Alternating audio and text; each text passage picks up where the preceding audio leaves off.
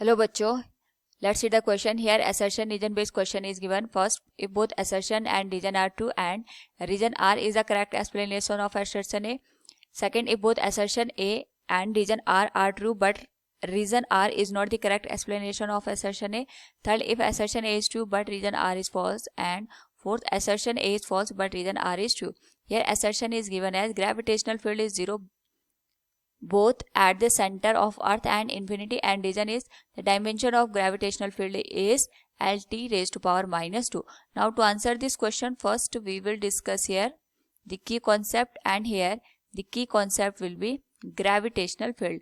तो जब हम बात करते हैं यहाँ पे ग्रेविटेशनल फील्ड की, तो it states us the force per unit मास. यानी अगर हम बात करें, हमारे पास सपोज ये कोई प्लैनेट है, इस प्लैनेट का अपना एक ग्रेविटेशनल फील्ड है और हमने यहाँ पे एक टेस्ट मास रखा है स्मॉल m के बराबर. इसका मास हम कैपिटल M के बराबर कंसिडर कर लेते हैं.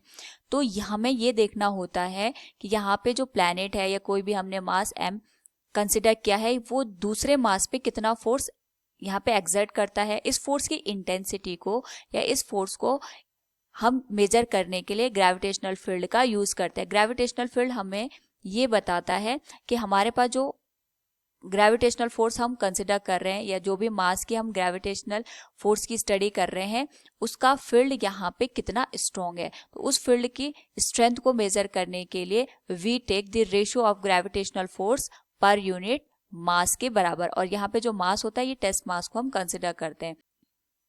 Now according to the question we have given assertion and region. Assertion is stating gravitational field is 0 both at the center of earth and infinity. तो हमारे पास ये आ गया अर्थ, ये आ गया अर्थ की रेडियस कैपिटल R के बराबर, और हम यहाँ पे 2 पॉइंट अज्यूम करेंगे, एक तो अर्थ की सरफेस के बाहर और एक inside the surface of the earth. तो अर्थ की सरफेस के बाहर अगर हम बात करें, कोई पॉइंट P है जहाँ पे हमें ग्रेविटेशनल फील्ड निकालना है, तो हमें एक बार ध्यान रखनी पड़ेगी कि यहाँ पे जो ग्रेविटेशनल फील्ड है वो केवल इस पे डिपेंड करेगा कि हमारे पास यहाँ पे, अगर मैं P को लेके क्वेश्चन सरफेस अज्यूम करूँ, तो इसके अंदर कितना मास इंक्लूडेड है. तो अर्थ का टोटल मास रिस्पॉन्सिबल होगा for generating the field at point P. तो इसके लिए जो वैल्यू निकल के आएगी that will be E equals G into mass of earth divided by square of the radius of the earth. Now इस particular case में अगर हम देखें, अगर हमारे पास जो RE की वैल्यू है ये इन्फिनिटी के बराबर हो जाती, उस केस के लिए हमारे पास जो ग्रेविटेशनल फील्ड की वैल्यू आएगी दैट विल बिकम टू 0. वो हमारे पास 0 के बराबर हो जाएगी.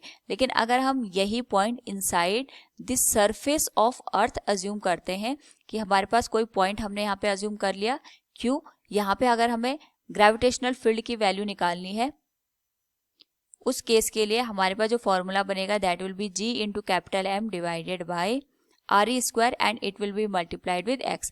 जो x है हमारे पास, ये हमें डिस्टेंस बताता है between the centre of the earth and the given point.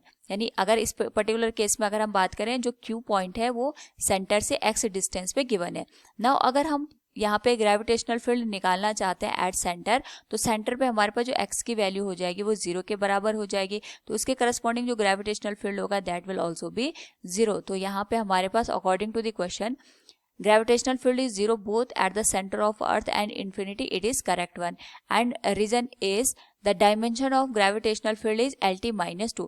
And we know that जो gravitational field होता है it is given as force per unit mass. force की जो dimension होती है it is m Lt minus 2, और मास की जो डायमेंशन होती है m के बराबर होती है. तो यहाँ से हम लिख सकते हैं जो ग्रेविटेशनल फील्ड है इसकी जो डायमेंशन आएगी that is Lt minus 2. Reason is also correct one. But reason is not giving any explanation about the assertion. So we can say here, if both assertion and reason are true, but reason is not the correct explanation of the assertion A. Option second will be the right answer. Hope all you understood it. Thank you and best of luck.